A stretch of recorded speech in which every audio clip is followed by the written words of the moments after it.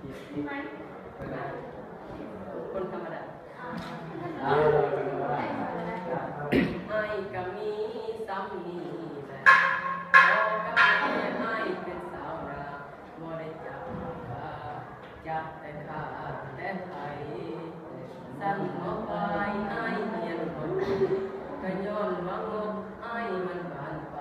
มีแต่ไปเลี้ยงกายนอนขอหน้ามูนพอไอ้อยากไปขอน้องแต่งงานข้าดอกหลายล้านไอ้สิเอาหยังกินไอ้ก็มีซ้ำที่เจ้าเห็นไอ้ก็เป็นคนธรรมดาบ่มีโตโยต้ามีแต่รถเวฟจีบ่มีแลนด์โรเวอร์คนดันมีแต่รถไถไงจนให้คนจนไอ้คนดีมีเขาบินก็คือว่าบุญไอ้บ่กล้าสูญทิ้งเขาคนบ้านนอกด้อยน้ำสกุลคนเสีย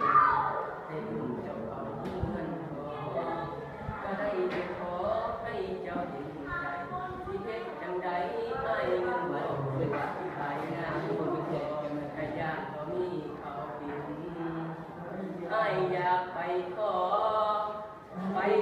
น้องแต่งงานข้าดอกหลายล้านไอ้สิเอาหยังกินไอ้ก็มีซ้ำที่เจ้าเห็นไอ้ก็เป็นคนธรรมดาบ่มีโตโยต้ามีแต่รถเวฟจีบ่มีแลนด์โรเวอร์คนใด